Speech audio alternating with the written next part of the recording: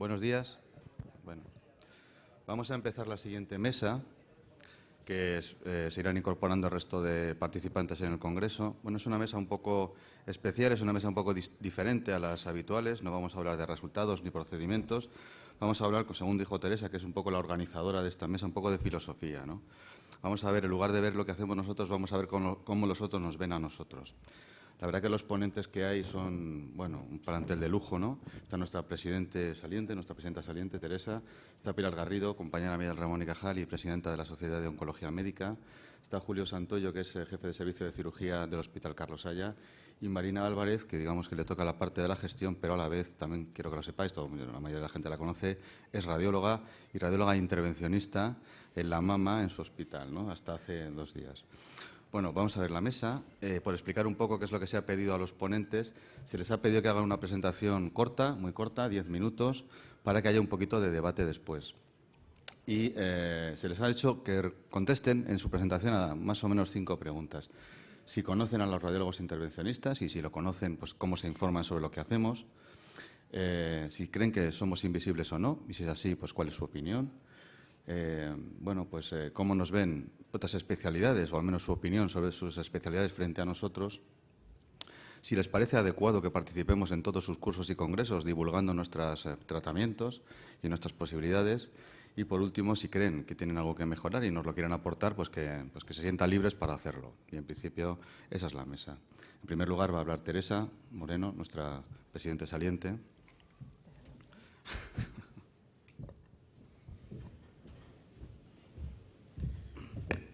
Bueno, vamos a intentar acortar las presentaciones. Ya os he comentado que quizá aquí lo más importante no es tanto lo que digamos, sino las discusiones que vayamos a generar después.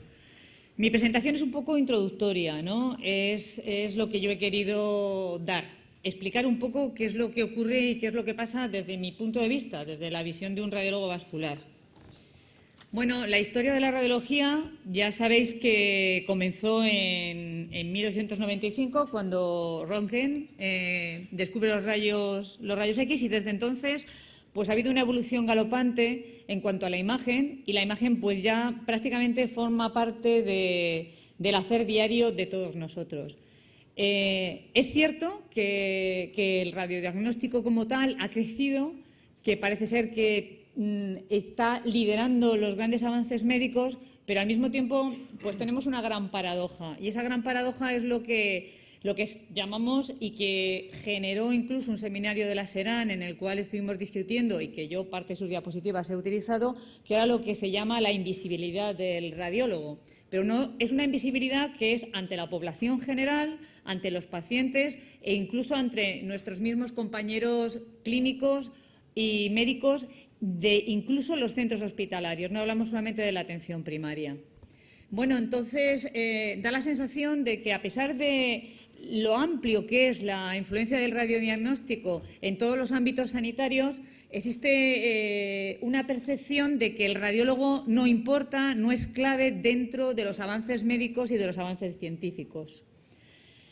Curiosamente, en el año 2001 se hizo una encuesta a 200 médicos con más de 20 años de experiencia, 200 clínicos, sobre cuáles creían que eran los mejores avances que durante los últimos años habían mejorado la calidad de vida y la supervivencia de los pacientes. Y si podéis ver en este esquema, respecto a las puntuaciones obtenidas,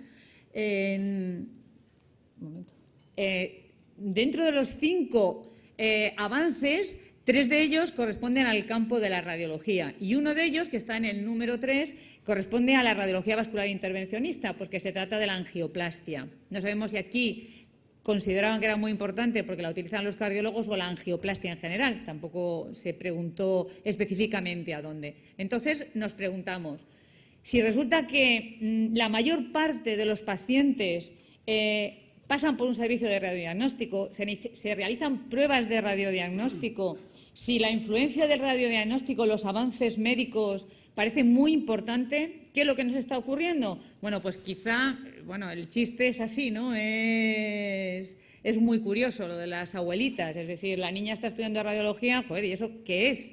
Es lo mismo que me dijo mi suegro cuando yo le dije que iba a ser radiólogo. Me miró con una cara como diciéndome, está loca, ¿no? ¿Qué es lo que va a hacer, no?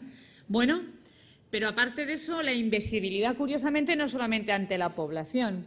Si se hace una encuesta y se pregunta a los estudiantes de medicina a qué se dedican los radiólogos, y más aún a qué se dedican los radiólogos vasculares, probablemente no tengan mucha idea al respecto. Es más, un alto porcentaje de residentes de radiodiagnóstico están realizando su segunda especialidad, porque han conocido la radiología durante el periodo de formación de su primera especialidad. Es decir, que nuestra invisibilidad no solamente es dentro de la población, dentro de los pacientes, sino que también afecta a los estudiantes de medicina y a nuestros compañeros.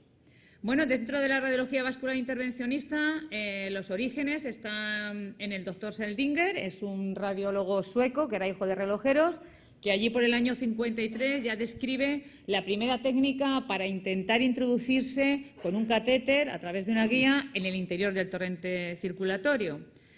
Dicen que los orígenes de la radiología intervencionista y que el padre de la radiología intervencionista es el doctor Dotter, que junto con el doctor Judkins en Estados Unidos realizaron la primera angioplastia en una paciente de 82 años a la que salvaron la pierna, que tenía un grado de isquemia muy avanzado.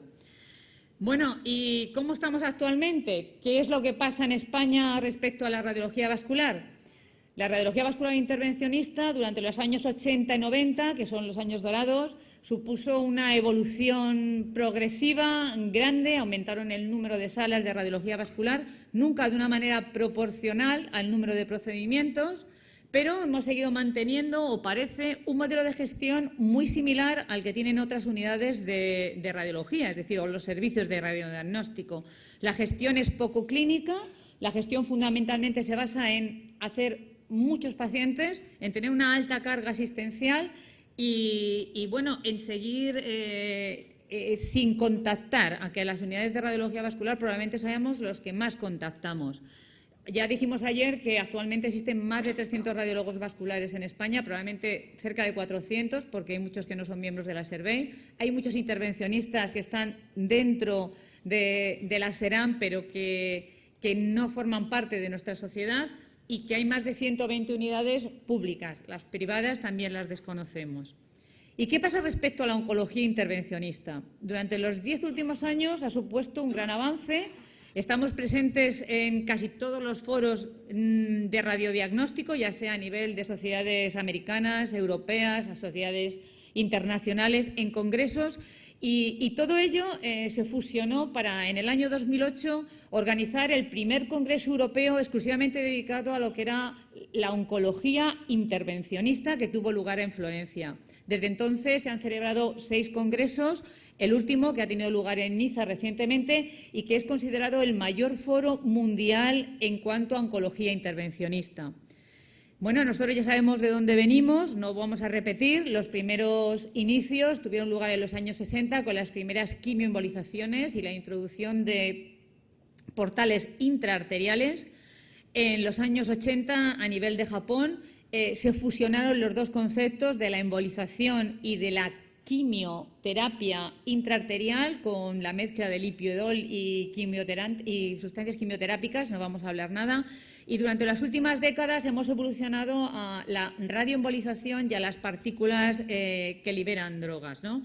Entonces, aparte de eso, y siempre hablando desde el campo de la terapéutica, porque los radiólogos intervencionistas dentro del campo de la oncología hacemos otra serie de procedimientos, ya sea la colocación de reservorios, ya sea los drenajes de colecciones secundarias a tratamientos, drenajes pleurales, toma de biopsias.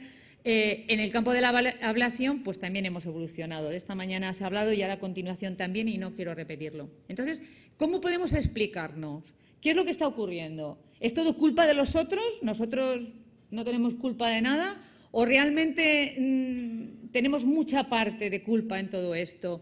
Se está muy bien dentro de esa invisibilidad. No tenemos que relacionarnos con el paciente, solo hacemos procedimientos, lo dejamos todo en mano de los clínicos. Es también muy fácil ser invisible.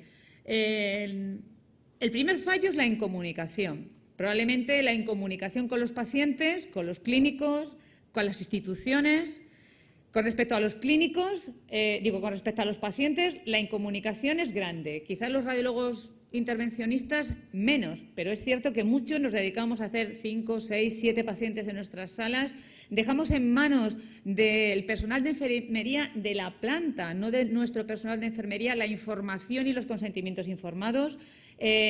No damos ningún tipo de información o muy escasa a los pacientes sobre lo que vamos a hacer, sobre las indicaciones, sobre las ventajas, sobre los inconvenientes. Incluso las recomendaciones suelen ir en un papel escrito y es el clínico que no ha realizado el procedimiento el que tiene que informar al paciente de los resultados y de esas complicaciones. Bueno, todo esto que he comentado, si es prioritario en todos los pacientes, mucho más allá en el paciente oncológico. Creo que no estamos formados para hablar con este tipo de pacientes, no se nos ha formado en absoluto. La comunicación con la población, intentamos hacerlo en nuestras páginas web, pero desde luego no tiene nada que ver si buscamos en Internet con lo que hacen nuestros compañeros, sobre todo los compañeros americanos, ¿no? Yo cuando he visto esta página web, pensaba que estaba viendo Anatomía de Grey, porque desde luego, aparte que son guapísimos todos, me parece espectacular que puedan hacer una propaganda de su unidad y de su servicio de la manera que lo hacen y está a disponibilidad de todos. Tenemos mucho que aprender. Me parece que hay parte de las diapositivas, sí se ve. Respecto a la visibilidad, lo intentamos en el año 2013 en el Congreso CIRSE, hicimos una mesa con prensa y creo que tuvo una cierta difusión y salió en los medios de comunicación. Tampoco tenemos presencia en la universidad, no solo radiodiagnóstico, radiología vascular intervencionista tiene muy poca presencia. Creo que con algunas excepciones, como es la Universidad de Zaragoza y el doctor Miguel Ángel de Gregorio, no hay presencia. Entonces, si resulta que, como aquí pone, no aparecemos en los medios, no tenemos contacto con los pacientes, tenemos mucho trabajo y además estamos desmotivados, ¿cómo queremos que nos hagan caso? ¿Cómo queremos ser visibles? Solamente deciros que tenemos que hacer el cambio. Tenemos que pasar de un médico exclusivamente consultor a un radiólogo clínico. Tenemos que trabajar con los clínicos y, sobre todo, tenemos que aprender de ellos. Eso es lo más importante. Tenemos que ser humildes. Es decir, no somos los mejores, no hacemos las cosas mejor. Al paciente lo que le gusta es que le hablen, que le escuchen, que le digan. Y al clínico, que es nuestro compañero, también. Si hacemos una encuesta a todos los clínicos, lo que más valoran del radiólogo es esa interconexión, es la participación con ellos en las sesiones clínicas, es su ayuda. Y hay veces que no lo hacemos, ¿no?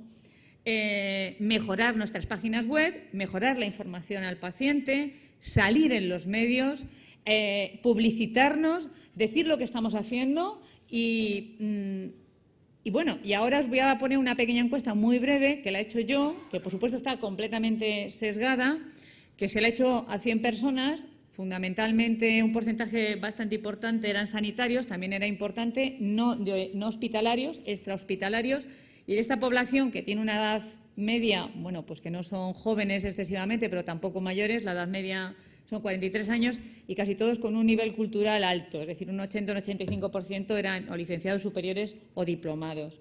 Hice una encuesta un poco a ver qué información había en general, ¿no?, con respecto a todo, ¿no?, a la medicina, ¿no? Entonces, una pregunta así un poco que les hice era que si sabían quién no estaba de guardia localizada. Y, curiosamente, pues yo creo que casi todos sabían que era el urólogo el que no estaba. Es decir, pues todo el personal sanitario lo sabía. Es decir, saben que hay alguien que hace radiografías y ese está allí porque está siempre a la hora que vayan, sea sábado, domingo o festivo. ¿Quién era el radiólogo? Pues me sentí muy satisfecha de que los sanitarios, desde luego, sí saben quién es el radiólogo. Es aquel que diagnostica y realiza tratamiento mediante la imagen. Y bueno, dentro de la población general también hay un porcentaje importante. Es cierto que aquí están incluidos muchos sanitarios, pero no tantos dijeron que era el que hacía las radiografías o que era el técnico, sino que parece que el radiólogo ya empieza a ser conocido, o por lo menos dentro de una población con un nivel cultural un poco elevado. Respecto al STEM, yo les explicaba lo que era un STEM y les decía que quien creía no lo colocaba. Entonces allí puse cardiólogos, puse cirujanos vasculares y un internista. Y curiosamente, pues para mi satisfacción, los médicos y los enfermeros y el personal sanitario de los centros de salud sí saben quién coloca los STEM, o en su mayoría. Es decir, sí saben que hay radiólogos intervencionistas. Y la población general, yo creo que no tiene ni idea de qué los coloca, es decir, no sabe si lo coloca un cirujano, si lo coloca un internista o no, es que no saben probablemente ni lo que sea un stent, a no ser que algún familiar suyo se lo hayan colocado.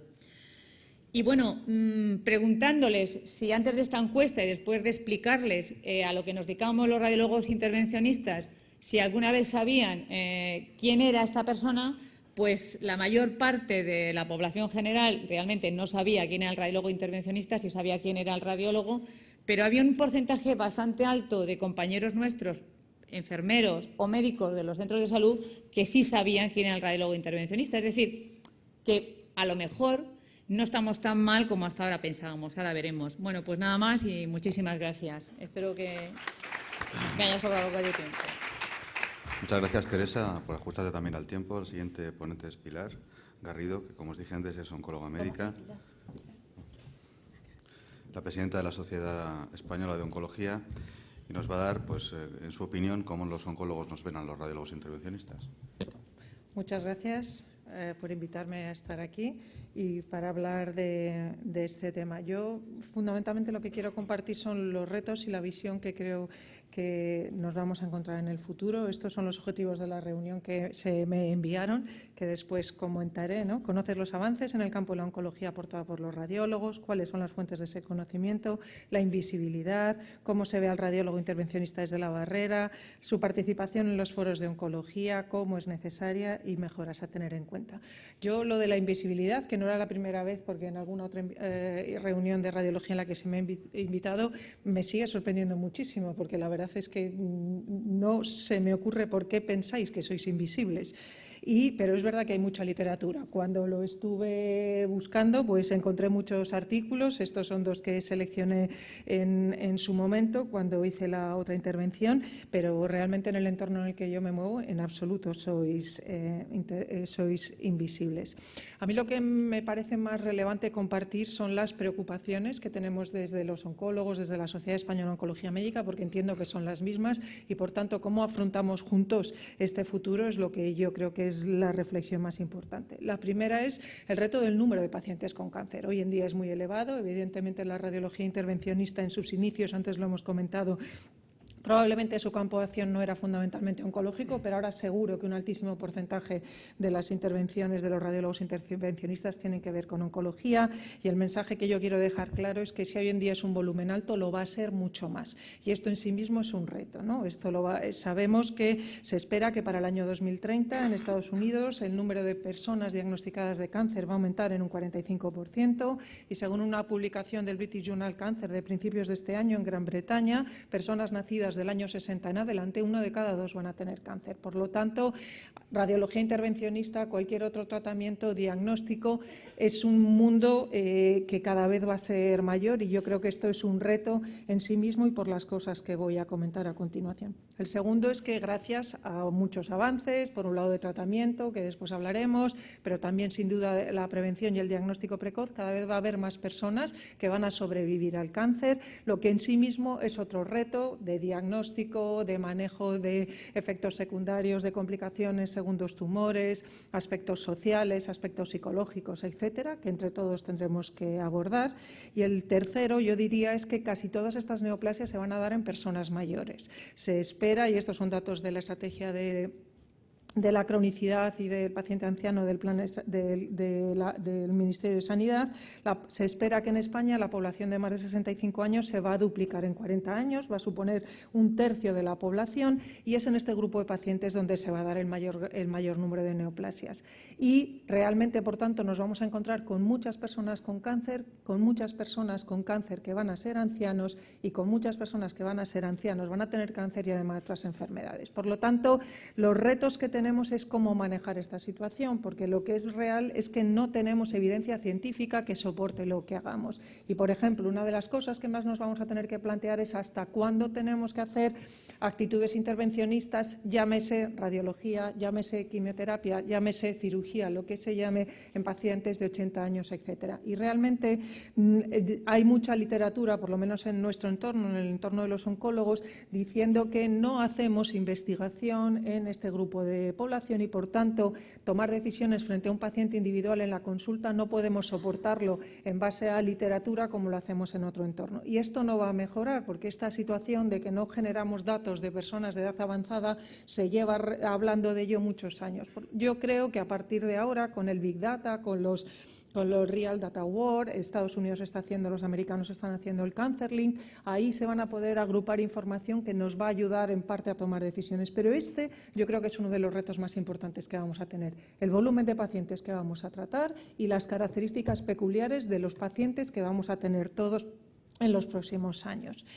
Otro de los problemas que tenemos, yo creo, es que tenemos un sistema sanitario público extraordinario, pero que en estos momentos se está tensionando por algunos aspectos. Y una de las cosas más importantes que tenemos es que está centrado en atención individual a procesos agudos, que es un poco lo que hacemos, pero que realmente hay que ser capaces de transformarlo en un sistema que afronte mejor la prevención y las condiciones de salud crónica, porque eso es lo que van a tener los ciudadanos a los que nosotros tenemos que atender, porque si no, no va a ser sostenible, ¿no?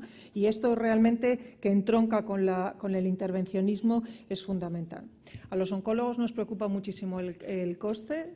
Fundamentalmente nos ponen a nosotros la papeleta, ¿no?, de que gastamos mucho y realmente los fármacos oncológicos son caros, esto es así, pero también si vemos las curvas, la curva de la supervivencia, que se ha multiplicado desde los 70 hasta ahora, es debida en parte al tener mayor disponibilidad de tratamientos. Uno de los mensajes que decimos nosotros, que siendo esto verdad y teniendo mucho trabajo que hacer en esta línea, ojo, porque el tratamiento del cáncer no es solamente la quimioterapia, ¿no?, y todas las cosas cuestan. Por ejemplo, en Estados Unidos este año, sabéis que Obama puso encima de la mesa un montón de millones con el mensaje que está aquí puesto: quiero que el país que eliminó la poliomielitis y mapeó el genoma humano dé pie a una nueva era en el campo de la medicina, un país que sea capaz de prestar el tratamiento adecuado en el momento correcto. Y esto no es solo hablar de fármacos, ¿no?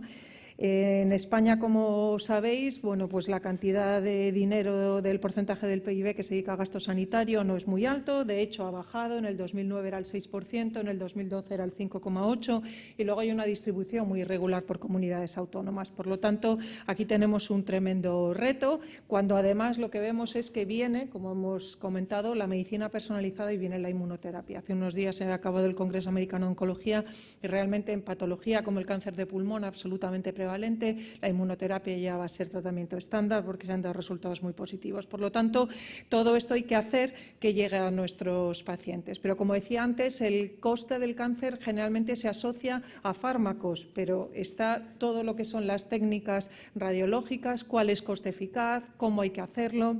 Están las técnicas de diagnóstico molecular, las nuevas tecnologías, la biopsia líquida, las máquinas de Next Generation Sequencing, que es verdad que están bajando su precio, pero que todo esto suma. Una cirugía, si está bien hecha y cura a la paciente, es, entre comillas, muchísimo más barato que tratar una recaída con fármacos de un paciente que no se ha intervenido adecuadamente, etcétera. Por lo tanto, el siguiente reto que tenemos es quién es el decisor al que nosotros tenemos que trasladar estas preocupaciones, quién es quien tiene que priorizar en qué gastamos el dinero de sanidad, si necesitamos hacer una nueva unidad de radiología intervencionista, si necesitamos comprar un PET, si necesitamos comprar determinados fármacos, cómo lo hacemos. Y para nosotros uno de los mayores retos, que es lo que nos ayudaría a responder esto, es medir resultados. Resultados en salud, comparar cuáles son los resultados con una forma de trabajo, con una estrategia, con esto, si son iguales en un hospital que en otro, en una comunidad, si tienen acceso a las mismas cosas, de qué depende.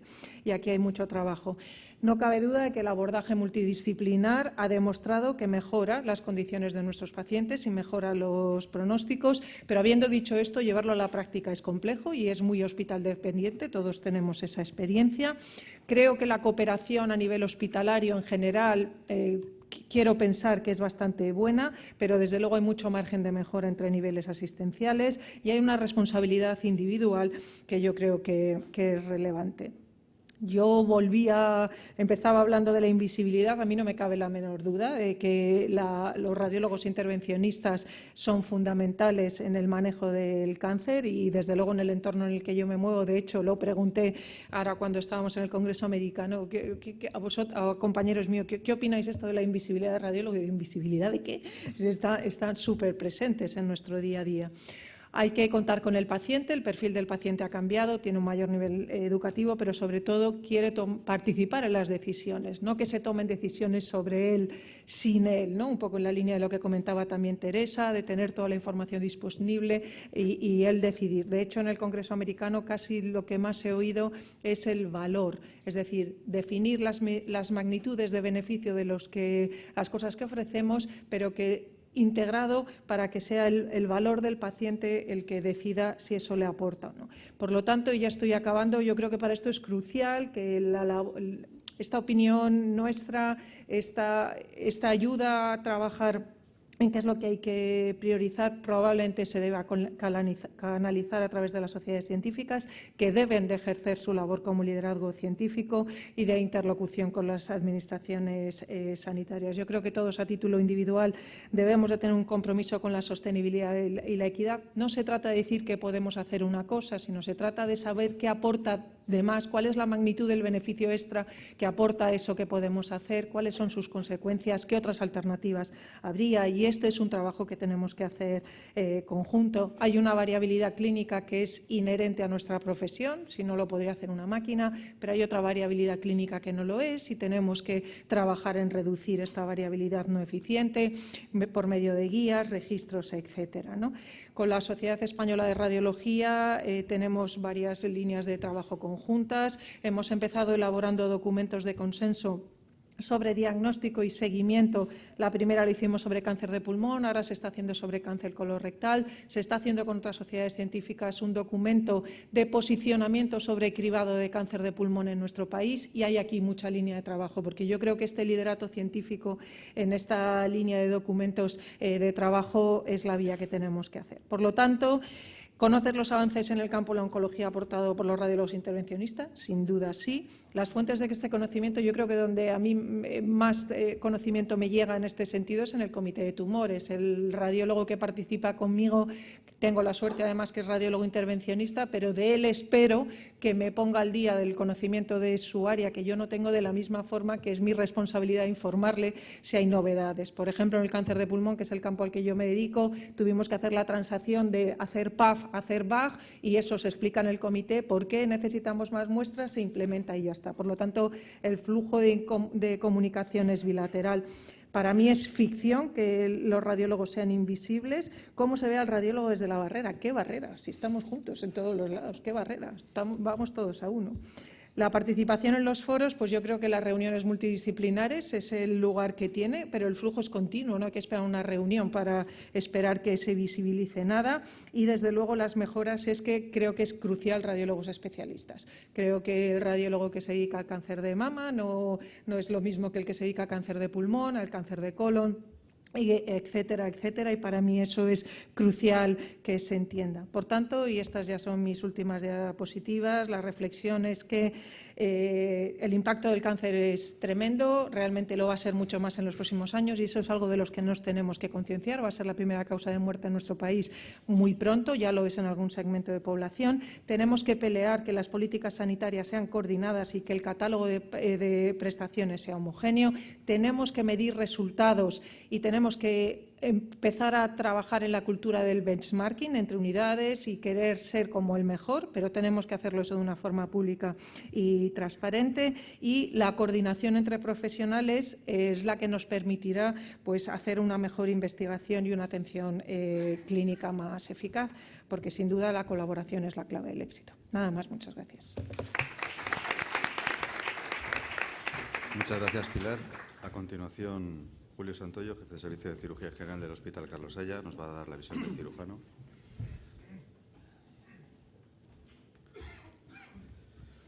Comentaba mientras en la charla de Julio que los oncólogos y los cirujanos son los mayores proveedores de nuestros pacientes en este momento, más que los cirujanos vasculares.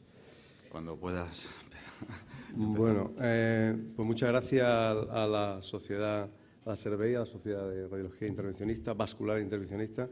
Muchas gracias a Luis, que fue el que me escribió, porque fue el único que me ha escrito, y el guión que se lo han dado a los demás, la comunicación con el cirujano no existe. De manera que él me dijo, la visión vuestra de los cirujanos, del radiólogo, con lo cual, dentro de que aquí todos nos estamos inventando la charla, yo me la he inventado mucho más, porque tampoco tenía un guión, ¿no? Pero creo que algo he acertado, así de forma intuitiva.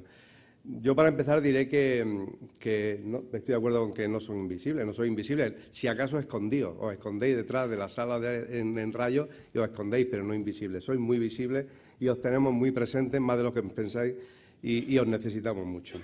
Esto, aunque sea un pequeño índice, pero van a ser muy corto, una introducción, cuáles son las áreas y los tipos de colaboración entre cirugía y radiología, y una visión crítica, finalmente, que espero que sea amable, de radiología por parte del servicio de cirugía, y teniendo en cuenta que siempre hablaremos del entorno que yo conozco de mi hospital, ¿no? A modo de introducción, no voy a hablar de historia, pero estos fueron los inicios. A veces hemos visto a los cirujanos, hemos visto a determinados especialistas, los endoscopistas intervencionistas, los radiólogos intervencionistas como intrusismo, ¿no? Gente que no iba a quitar cartera de servicios, no iba a quitar procedimientos. Esto hace muchos años ya, ¿eh? Y porque ahora resulta que hay pacientes para todo y las cosas se van definiendo. Evidentemente, de esa parte oscura de competición hemos pasado a una fase de colaboración. Y evidentemente trabajamos día a día. No hay día que por algún motivo no tengamos algún paciente compartido en una sala de cirugía con los radiólogos. Y, por tanto, hoy día, más que nunca, y sobre todo en el campo de la oncología, como ya se ha dicho, que es un campo tremendamente sensible, tremendamente expansivo, con pacientes que hay que cuidar uno a uno, porque los tratamientos deben ser absolutamente individualizados, y además pacientes cada vez más complejos, tumores más avanzados, tumores en pacientes más frágiles, con más comorbilidades, y por tanto la colaboración es esencial. Esta diapositiva, hablamos de mínima invasión, pero yo creo que la tecnología nos ha permitido a los radiólogos y a los cirujanos trabajar, se podría decir, en un camino inverso. La tecnología, hemos ido los cirujanos trabajando de más a menos, de grandes laparotomías, de grandes incisiones, de grandes actividades, de verdad, cada vez a menos. Es decir, cirugía mínimamente invasiva, sobre todo fundamentalmente laparoscopia o cirugía a través de orificios naturales. Y esa misma tecnología ha hecho que los radiólogos vayáis de menos a más. Es decir, aunque la vía de abordaje es muy puntual, es percutánea, pero por dentro hacéis grandes destrozos, lo mismo que los cirujanos ya. Y eso es gracias a la tecnología. En definitiva, lo que se trata es de conseguir en la misma o mayor efectividad la curación y, en todo caso, si no se puede, la paliación más efectiva. Supongo que en la mesa saldrá este debate, que ya se ha tocado tangencialmente. La tecnología médica en tiempos de crisis, la tecnología es absolutamente expansiva e imparable, y necesitamos disponer de la mejor tecnología, tanto los cirujanos como los radiólogos, para ofrecer los mejores resultados. Eso choca con elementos tales como la sostenibilidad, que ya se ha comentado Pilar, la eficiencia y sobre todo la calidad. Pues hoy día lo que tenemos que ofrecerle a nuestros pacientes finalmente es calidad asistencial, de la que tanto se habla. Después de esta pequeña introducción, ¿cuáles son las áreas y los tipos de colaboración que existe? Me voy a ceñir específicamente porque, claro, esto si no sería inabordable al área que yo más me dedico y en donde además existe mucha interacción entre el radiólogo intervencionista y el cirujano, que es el área hepato-biliopancreática. Existen, al menos, se me ocurren que existen 4 áreas o 4 puntos en donde es importantísima la colaboración.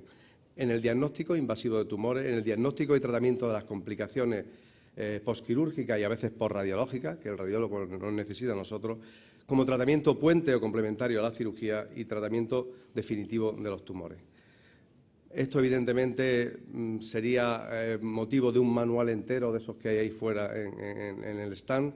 Pero bueno, el diagnóstico invasivo de los tumores, ya no hacemos arteriografía realmente como hace años para diagnosticar tumores del área, sobre todo hepática. Tampoco hacemos venografía y esos muestreos que para tumores endocrinos, pero sin embargo sí necesitamos seguir haciendo radiología biliar, CPTH, etcétera, o sobre todo punción de masa pancreática o hepática. otros muchos aspectos más. Desde el punto de vista del diagnóstico y tratamiento de las complicaciones quirúrgicas, pues evidentemente os necesitamos para cuando metemos la pata y las cosas no lo hacemos bien, que cuando hay acceso, hay colecciones, que no lo drenéis y no tengamos que reintervenir a los pacientes. Cuando hay una fuente de hemorragia para embolización, por ejemplo, tras de realizar un Whipple, una duodenopancreatectomía cefálica, cuando tenemos fístulas o estenosis biliares para que las intubéis, etcétera. Por tanto, la comunicación y la colaboración es absolutamente necesaria y diaria. Como tratamiento puente o complementario de la cirugía, ya se ha hablado esta mañana de hepatocarcinoma y de otros aspectos para drenaje biliar, en los tumores de la confluencia biliar, los cánceres de páncreas, embolizaciones portales para inducir hipertrofia en tumores biliares o en tumores hepáticos que necesiten grandes hepatectomías, radiofrecuencia, microondas o otro tipo de ablación percutánea para el tratamiento de las metástasis hepáticas o del hepatocarcinoma, como puente al trasplante hepático. Ya se ha hablado en la mesa anterior del hepatocarcinoma todo esto. Y, desde luego, para el tratamiento definitivo en la oncología intervencionista, pues esta diapositiva ya ha sido puesta también, es absolutamente un pilar fundamental dentro del tratamiento del cáncer, la radiología intervencionista. Y existe muchísimo, y lo que va llegando, y además va llegando día a otro, y además se van solapando tratamientos que realmente, ahora después comentaré, que realmente no se asenta uno cuando disponemos de otra tecnología, y esto quizá pueda ser un problema. En los tumores del área hepatobiliar, en todos los tumores en general, pero del área hepatobiliar, necesitamos hacer un traje a medida de los pacientes. Cada paciente debe ser individualizado en comités multidisciplinares, como ya también se han comentado, y los radiólogos, tanto de imagen como los radiólogos intervencionistas, deben de estar presentes en esos comités. Es absolutamente necesario. Las dos ponencias anteriores lo han dicho y esto no siempre ocurre. Finalmente, el tercer aspecto es una visión crítica, que espero que sea amable, del radiólogo y del radiólogo intervencionista en concreto. Yo creo que, por lo menos en mi hospital, pero creo que esto puede ser con diferencia a otros hospitales grandes de nuestro sistema sanitario, compartimos algunas de estas reflexiones que yo os voy a comentar. Existe mucha presión asistencial, es decir, tienen una cartera de servicios creciente, cada vez van ellos incorporando más tecnología y cada vez más servicios le demandamos, tanto procedimientos diagnósticos, terapéuticos, de apoyo, etcétera, etcétera. Creo que tienen una visión muy limitada clínica del paciente. Muchas veces se dedican a pinchar al paciente, perdonadme por la expresión, pinchan al paciente, pero no saben muy bien lo que pasa antes y lo que pasa después del paciente. Con lo cual, quizá esa visión clínica, y yo creo que Teresa lo ha comentado también, le falta. En mi hospital no tienen una sala propia de hospitalización y eso es un problema, evidentemente, porque esto no les permite tener esa visión clínica más global. Es absolutamente imprescindible, y no por falta de interés que lo tienen, sino muchas veces precisamente por la presión asistencial al que estáis sometidos. A veces no podéis desplazaros a sesiones oncológicas que a veces duran 2 y 3 horas, media mañana, estamos allí hablando de los enfermos oncológicos. Bueno, recursos limitados tenemos todos, o sea que esto tampoco os creáis que esto no es una cosa vuestra, de personal y equipamiento y demás, ¿no? No sé cómo de dimensionado está el número de radiólogos intervencionistas en cada centro. Desde luego, como todo, en la cirugía también, pero especialmente yo diría que en la radiología intervencionista hay una tecnología muy costosa y que crece con mucha rapidez. Quizás falta especialización, cada vez menos. El radiólogo que hace uro, neuro o vascular no puede ser el mismo que haga los procedimientos hepatobiliares, etcétera. Quizás esto se va mejorando. Es necesario hacer estudios clínicos multicéntricos bien diseñados, porque estáis sometidos a mucha presión, no tenéis sala, etcétera, y a veces el diseñar estudios, incluso no ya como de registro o de cohortes, sino estudios prospectivos, a veces es difícil. Y después, la última cosa que yo creo que pasa, que como se van incorporando de forma acelerada tanta tecnología, a veces hay una limitada evidencia científica con las técnicas ablativas. 2, 3 diapositivas últimas. Sin duda, la oncología intervencionista como tratamiento integrada como tratamiento multidisciplinario en los pacientes es una nueva disciplina rápidamente creciente en la que todavía existe una falta de evidencia en los procedimientos que se están utilizando. Hemos pasado de hace nada, que teníamos en los años 80-90, la alcoholización, por ejemplo, de los tumores hepáticos, pues a la radioembolización, a la electroporación, etcétera. Hay algunos estudios en marcha, son necesarios más estudios, fundamentalmente de asiáticos, de China, de Japón, Corea, etcétera, algunos americanos, quizá menos europeos, pero que es importante, como pone el título de este, es importante que nos movamos de la eficacia a los resultados. Es decir, ya sabemos que una técnica, ahora vamos realmente a validarla y realmente saber qué grado de evidencia hay con el tratamiento con la radiofrecuencia, los microondas, la electroporación, etcétera. Vamos de forma un poco atropellada y falta alguna evidencia científica. Bueno, no se trata tampoco de salir a hombros los cirujanos, a veces salimos, a veces no, pero en cualquier caso debemos de salir juntos de la plaza, tratarme de la forma mejor posible a los pacientes y sobre todo que los mismos pacientes tan graves no nos den una cornada. Muchas gracias. Muchas gracias. Y a continuación, Marina Álvarez Benito, que es la directora gerente del Hospital Reina Sofía de aquí de Córdoba. Ella, pues le toca siempre el papel, ¿no? Ahora del gerente, pues es el malo que no me compra las cosas, ¿no? Tenemos la suerte que ella nos entiende muy bien porque, como dije en la presentación, es radióloga y además pues una de las consideradas de las mejores radiólogas de la mama, de la unidad de mama de España, está aquí en Córdoba gracias a ella y su trabajo. También es la jefa de servicio de radiología. Y yo creo que nos va a aportar una visión un poco de los dos bandos, ¿no? Del gestor y del radiólogo peticionario. Muchas gracias, bueno, Marina. Pues buenos días y muchísimas gracias tanto al comité organizador como a la mesa por su invitación. Una mesa que efectivamente, como muchos de vosotros ya habéis dicho, pues parece un poco filosófica y yo llegué a pensar que, bueno, que estaba contenta de venir a la mesa porque más que aportar iba a aprender mucho, ¿no? Bueno, lo que sí espero que entre todos pues seamos capaces de llegar a unas conclusiones que nos sean útiles y yo creo que sí, porque ya soy la última, he visto al resto de mis compañeros de la mesa y creo que hay puntos clave en lo que todos coincidimos, ¿no? Pues efectivamente ya se ha comentado un poco lo que planteábamos en la mesa y era valorar los avances en radiología intervencionista, en concreto en el área de la oncología. También valorar si realmente el radiólogo es invisible o no invisible, pues la conveniencia o el nivel de participación en otros foros y poder analizar las fortalezas y las debilidades que existen actualmente para poder reorientarla y mejorar la situación. Bueno, como me ha presentado el moderador de la mesa, pues yo actualmente soy gerente del hospital, pero realmente es muy difícil, bueno, para quitar en mente que soy radiólogo y que he estado muchos años trabajando en el servicio de radiología y unos 4 o 5 años también he estado llevando el servicio de radiodiagnóstico. Así que mientras preparaba estas pocas diapositivas tenía momentos que me veía como todo, ¿no? Tengo que decir que más como radiólogo porque de hecho muchas de las diapositivas he puesto nosotros. Así que realmente, bueno, pues el subconsciente me ha llevado, ¿no?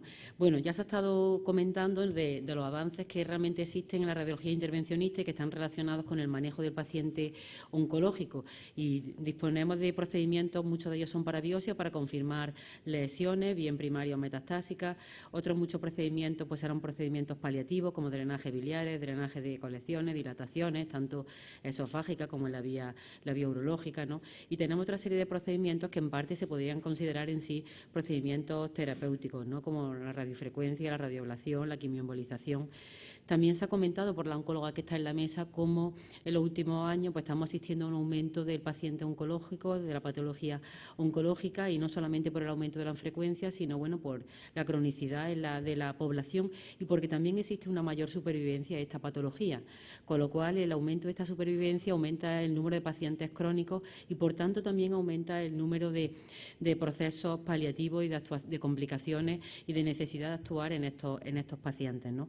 Por otra parte, sabéis que la tendencia en los últimos años en la medicina es a realizar pues, tratamientos mínimamente invasivos, que podamos evitar cirugía, que podamos evitar hospitalizaciones, que podamos evitar procedimientos mucho más agresivos.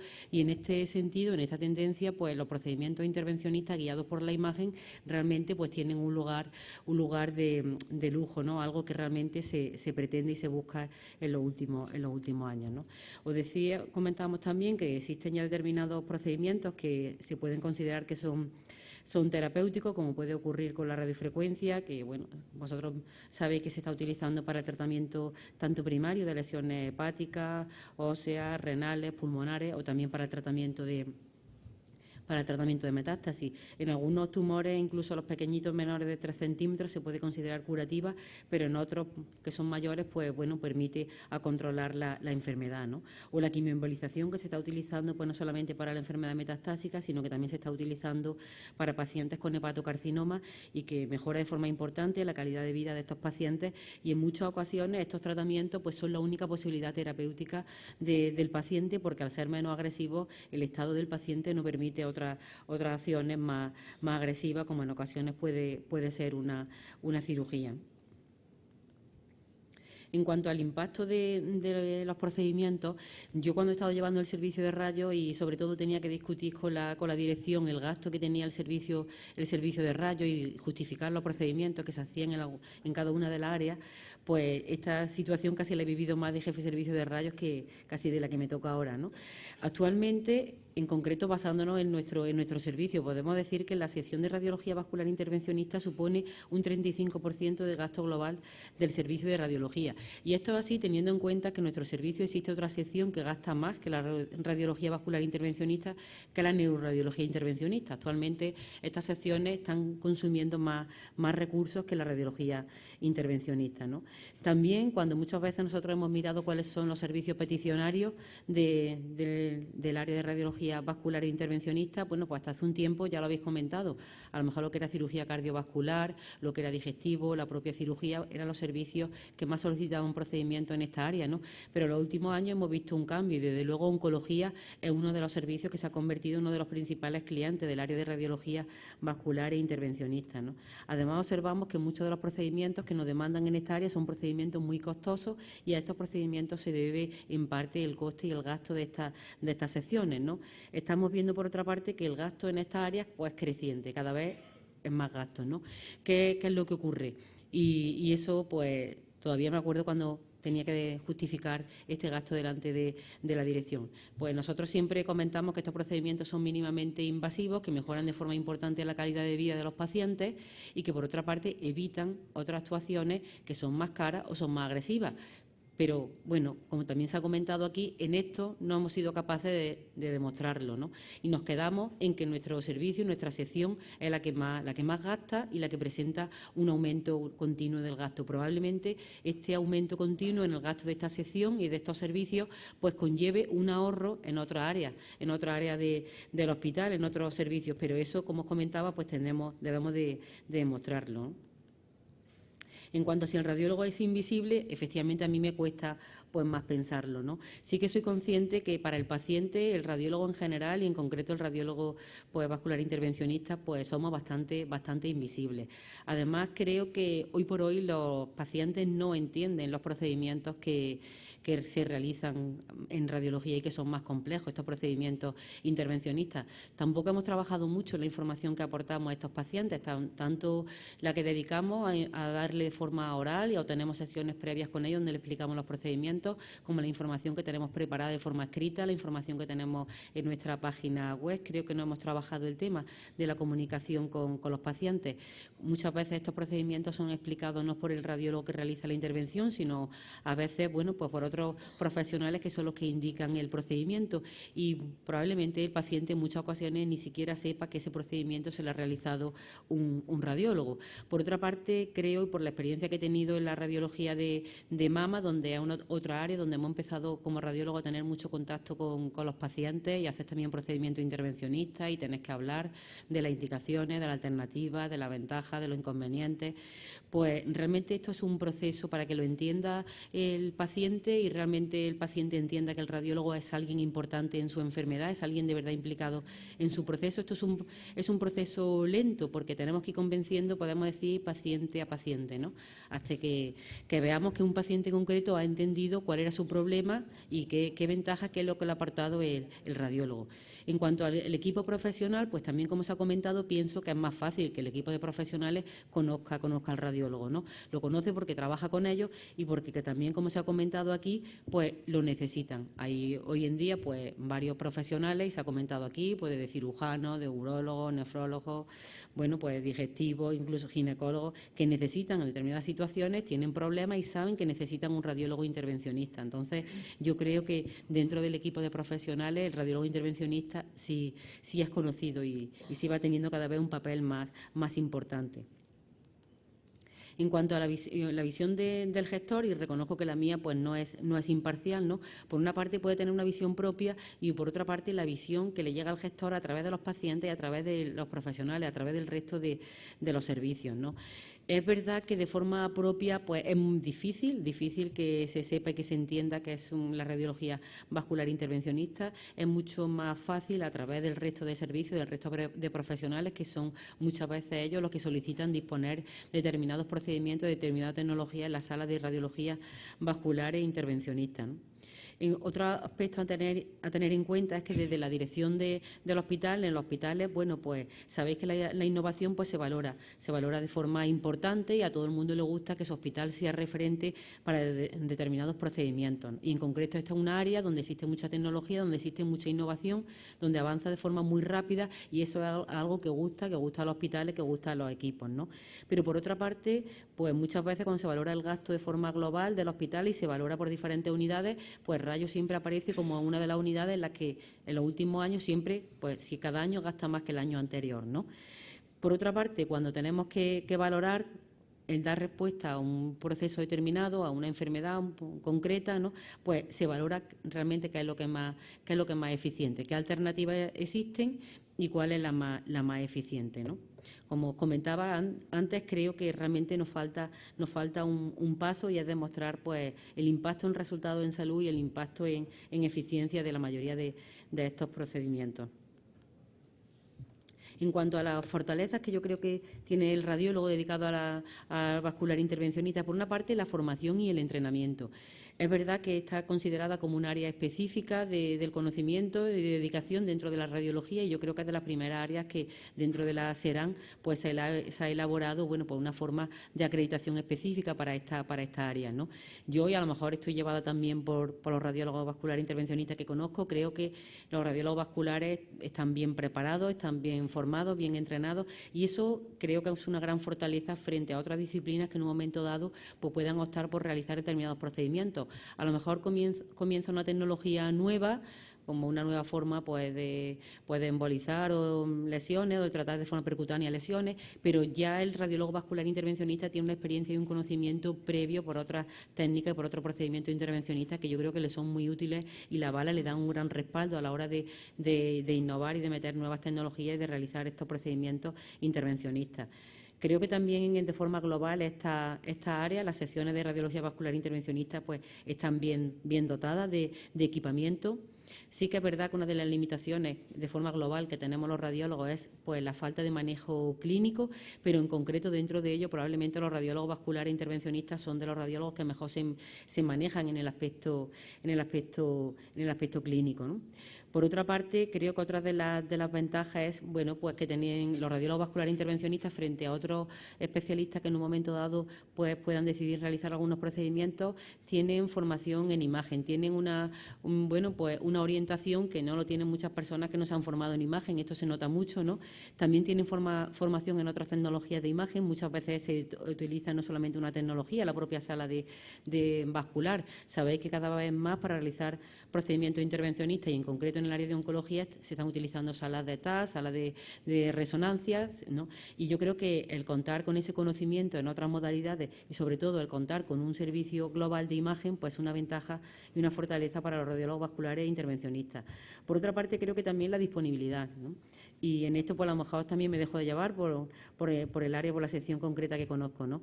Muchas veces para procedimientos más complejos pues no es tan fácil porque dependemos de un quirófano, dependemos de otros aspectos que en muchas ocasiones es más difícil de conseguir. Yo creo que los radiólogos vasculares intervencionistas son gente que están muy dispuestas, están acostumbrados a trabajar tanto de forma programada en sus salas como a trabajar de forma urgente, en trabajar en procedimientos complejos y muy diversos y bueno, ante una emergencia, ante un problema, yo creo que están dispuestos siempre a poner una solución y una solución que la dan de forma muy rápida, ¿no? pues bájame al paciente, ¿no? Yo creo que esa disponibilidad es algo que realmente es una fortaleza y que le va a dar pues mucho valor, es uno de los aspectos más importantes. Y luego también pues la posibilidad que hay de realizar el seguimiento de muchas de las técnicas de tratamiento percutáneo que se realizan o de muchos de los tratamientos paliativos, ¿no? El tener esa posibilidad de realizar el seguimiento por... Marina, ya cuando puedas. Vale. En cuanto a debilidades, bueno, creo que hasta ahora pues la actividad de radiología no ha sido finalista, sino que era un servicio de soporte que... Por otra parte, que muchas veces, pues efectivamente, pues el radiólogo, sobre todo el radiólogo vascular intervencionista, está muy encerrado en la sala, teniendo en cuenta además que los servicios de radiología suelen estar en los sótanos, ¿no?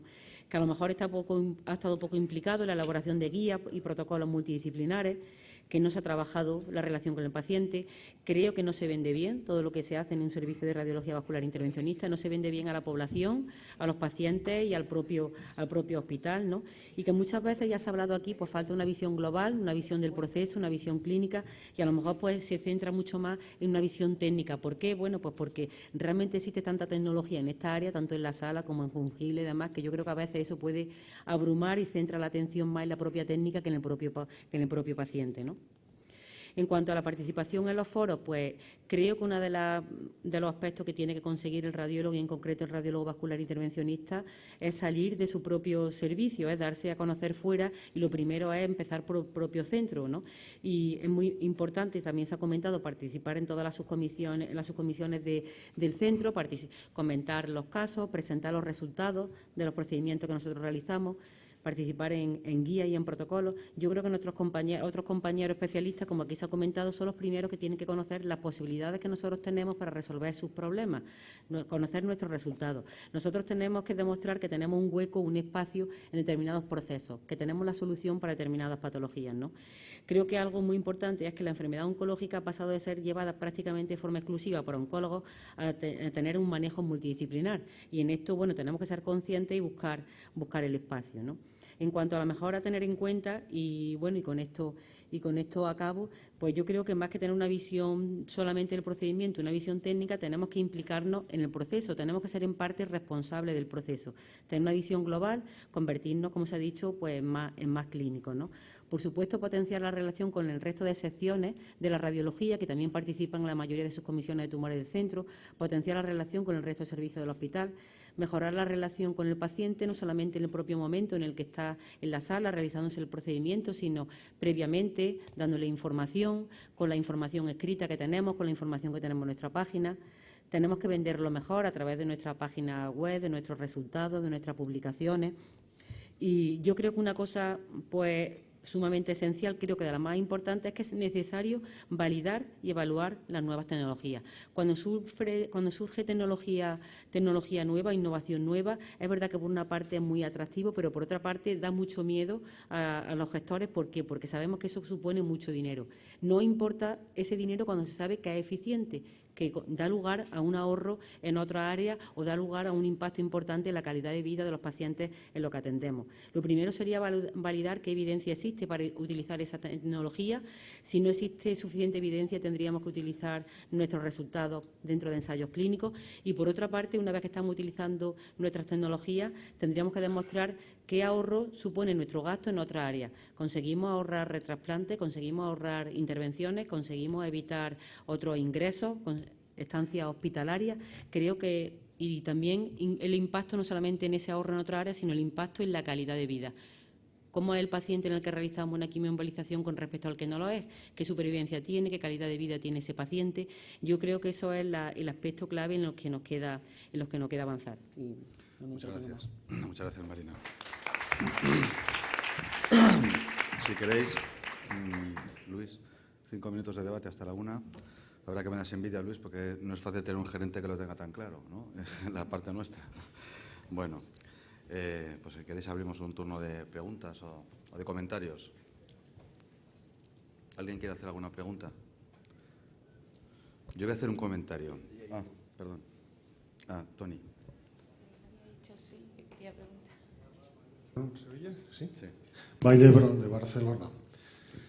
Bueno, estoy muy de acuerdo con lo que se ha expuesto, sobre todo por parte de los dos últimos ponentes, que es necesaria una implicación mayor del radiólogo intervencionista en el devenir clínico del paciente.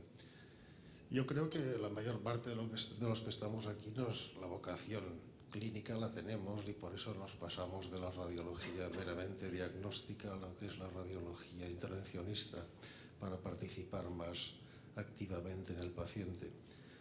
Y yo creo que eso existe. Lo malo es que, claro, nosotros por suerte en Vallebrón estamos 5 en la unidad y participamos en todas las comisiones clínicas en las cuales se trata de pacientes de los que nosotros realizamos procedimientos: oncología, cirugía hepatobiliopancreática, malformaciones vasculares, traumatología, embolismo pulmonar, las que queráis. Pero claro, eso es muy consumidor de tiempo. Repito que nosotros tenemos la suerte de estar 5. Tenemos consulta externa.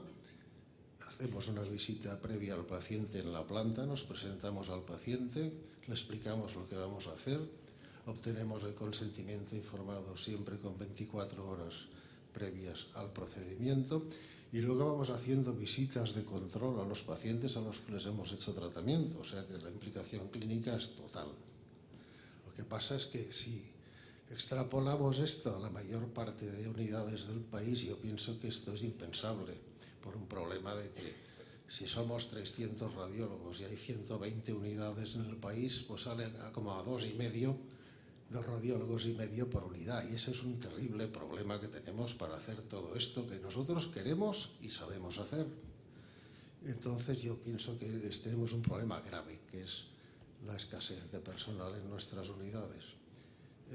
La mayor parte de las veces el interlocutor con los órganos directivos del hospital no es el jefe o responsable de la unidad de radiología intervencionista, sino que está mediatizado porque el que tiene realmente la relación con la dirección y la gerencia es el jefe de servicio de radiología, que no siempre está sensibilizado hacia nuestra labor.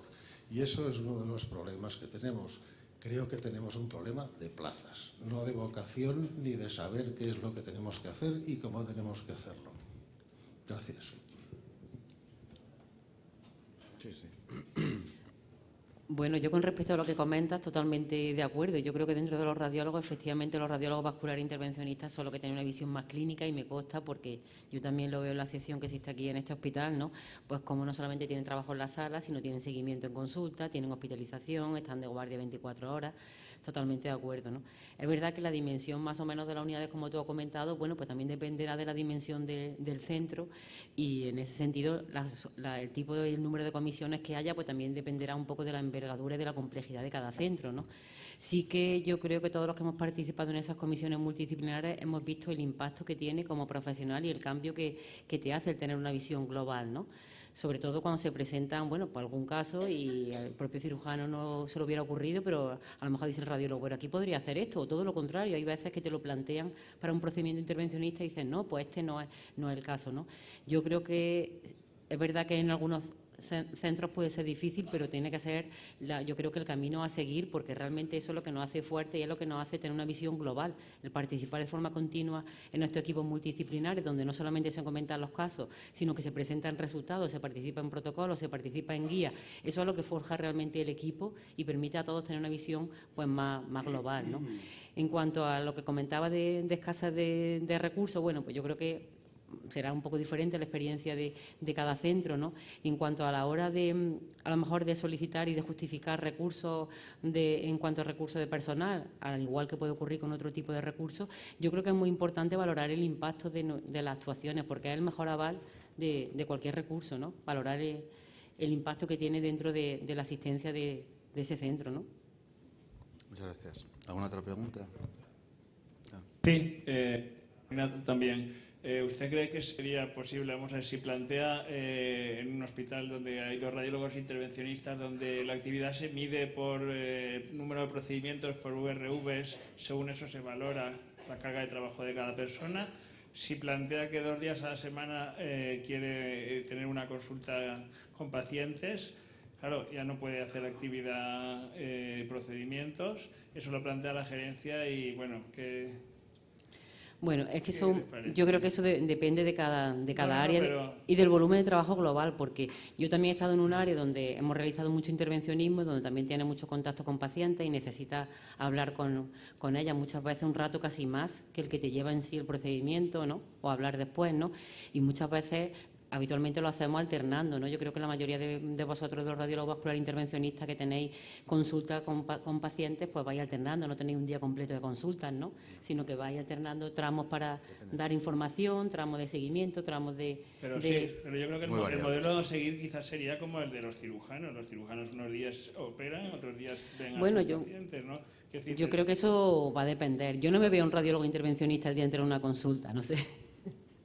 Creo que ese es el problema. Sí, yo creo que sí, cada hospital también tiene como sus circunstancias y las plantillas son las que son. Como ha dicho Tony, no todo el mundo, no hay una estandarización. Quería yo entrar en ese debate y preguntarle a Julio, porque se ha dicho en esta mesa cosas que a mi juicio son interesantes. Me pidió Teresa que hiciera una especie de resumen sobre un poco y que fuera crítico y bueno, pues analizar un poco.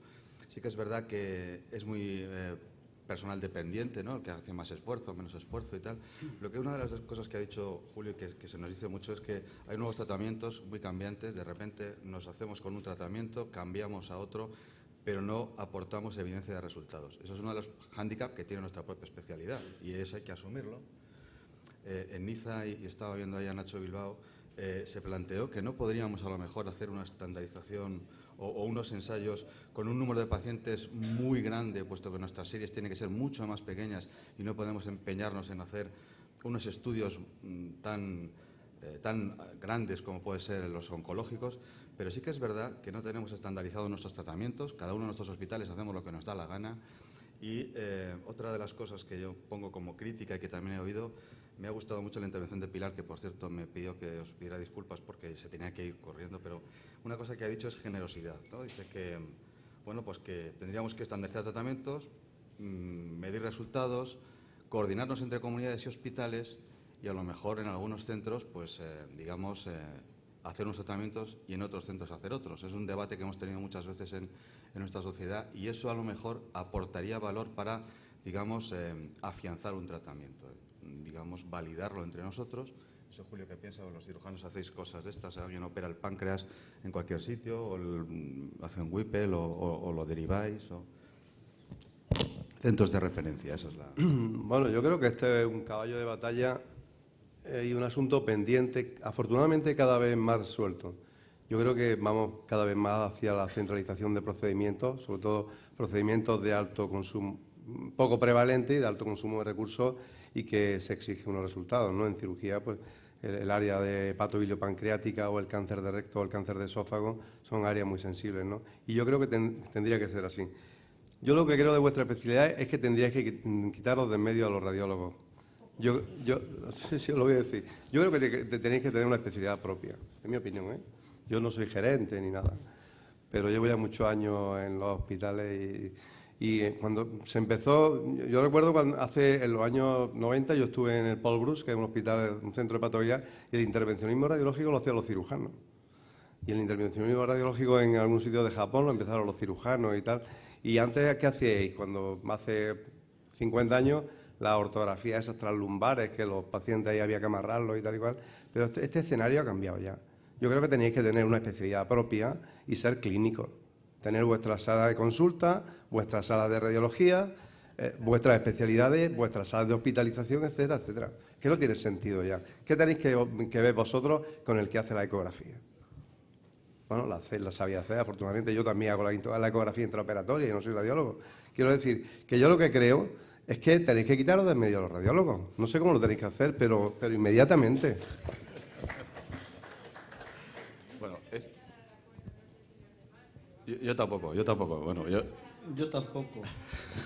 Utilizar la imagen para ser precisos y eso nos da la diferencia. Ser precisos, tener el conocimiento que nos da... El primer año de especialidad O el segundo año rotáis por Como si radiología. la radiología fuera un año. También me parece un poquito despreciar una especialidad No, que hoy en en día absoluto, en no absoluto. es, No, no no, es en un absoluto. servicio, quiero decir. Yo he entendido a Julio lo que quiere decir es que debemos estar muy súper especializados. También se ha dicho, y para eso no te sobra nadie. Yo, por ejemplo, lo que comentaba antes Tony, perdonad que intervenga, porque también soy jefe de servicio, yo lo que hago es que la mayor cantidad de radiólogos de mi servicio sean también intervencionistas, que es que parece que son los que van con el pijama verde, y eso no es verdad. Y es la información a un paciente, o el saber un tratamiento que aunque no lo hagas tú, lo hace otro, se le puede dar una explicación, se puede pasar una consulta, se puede ver o explicarle o hacer un seguimiento, pues yo qué sé, esa misma tarde tú te has ido y el radiólogo de guardia pues sabe perfectamente que un paciente se puede chocar después de haberte hecho una ablación, ¿no? Entonces, eso yo creo que es la fuerza que tenemos, es que en vez de aislarnos en ser 4, deberíamos promocionarnos en ser 40, pero involucrados todos en lo mismo. Pues una opinión personal, disculpadme que estoy... Pero que es verdad que si lo ponemos en la unidad de mama de radiología, podemos decir que pasan consulta, que están con los pacientes, que toman decisiones en los comités hospitalarios, que son capaces de interactuar con el clínico, con el oncólogo, con cualquiera de los que forman equipos multidisciplinares. Y dentro de la radiología tenemos la capacidad de la precisión y las armas en la formación en la clínica que disponen todos los médicos. Somos médicos y eso creo que es un orgullo de todos. Y aparte de todo, pues somos capaces de, dada la formación que tenemos en la radiología, de utilizar los métodos menos invasivos que nos dan la precisión y la oportunidad de hacer nuestros procedimientos. A ver, era una provocación, o sea, tampoco... Pues lo has conseguido. Pero la pienso profundamente. Es decir, que no estoy desmereciendo ni al radiólogo de la imagen ni al radiólogo intervencionista, pero yo soy un profundo defensor de la superespecialización, porque cada vez tenemos pacientes más complejos y necesitamos superespecializarnos. Y entonces, hoy día, lo mismo que se ha desgajado la enfermedad infecciosa de la medicina interna, y esto acabará. O sea, tú y yo a lo mejor no lo vemos, pero este es el futuro. Porque realmente, aunque tengáis la formación en radiología de la imagen, y está bien, y yo también sé leer un escáner, un TC, una resonancia ya menos, porque como la ponéis ahí para que no la entendamos, pero un TC también lo sé leer, y hago ecografía y tal, y no soy radiólogo. Entonces, yo creo que es todo esto que se ha hablado esta mañana, de tener un aspecto clínico, poder validar científicamente, hacer ensayos, pasa porque realmente si hay... por supuesto que soy médico, pero que si hay más clínicos y en mi hospital por lo menos, salvo el Valle Brón, que no sé cómo 5 hacen tantas cosas, no os da tiempo porque estáis muy absorbidos por la presión tremenda que tenéis, y lo digo con del máximo cariño y del máximo respeto y de la máxima admiración, ¿eh? No, aquí no está mi radiólogo en mi hospital, está Alberto Martín Palanga, que es del otro hospital, pero con la máxima aspiración, en respeto, pero el final será ese, seguro. Yo solamente una pregunta, y creo que ha sido muy interesante. Creo que ha habido discusión, que era lo que se pretendía, y bueno, para eso están las opiniones. También hay que saber las opiniones del cirujano, ¿no? Solamente, Pilar se ha marchado, sí quería preguntar una cosa, y es que se ha hablado mucho de la integración clínica, de que debemos ser clínicos, yo también lo he comentado. Tony ha comentado que ellos son 5. Yo desde mi unidad, que somos 2, y para una población de 500 000 de habitantes, y que por supuesto no nos da mucho tiempo a hacer visitas a los pacientes ni a subir, sí quería preguntarle al clínico, en este caso al cirujano, si él tuviera que elegir entre un radiólogo vascular intervencionista que participara en sus foros, que subiera a ver a los pacientes y a la clínica, o que hiciera menos procedimientos, o que le hagan más procedimientos intervencionistas, porque claro, yo hago muchos porque tengo mucha presión de mis cirujanos, tengo mucha presión de mis clínicos, y a mí me gustaría desprenderme de esa presión y dedicar un par de horas de mi trabajo diario a labores clínicas. ¿Qué preferiría? Porque claro, a mí no me aumentan la plantilla, y creo que como a mí a muchos otros compañeros no nos aumentan la plantilla. Entonces, ¿qué prefiere? ¿Seguir teniendo un radiólogo que le haga muchos procedimientos, o que ese radiólogo haga menos y se quede sin hacer y se dedique parte a la clínica, que a lo mejor es lo que tendríamos realmente que poner en práctica para que nos aumenten las plantillas, ¿no? Esta pregunta tiene trampa, ¿no? Sí. Vale. Bueno, a ver, si participáis en muchos foros, en muchos comités, y después lo que se decide no lo podéis hacer, evidentemente no sirve de nada.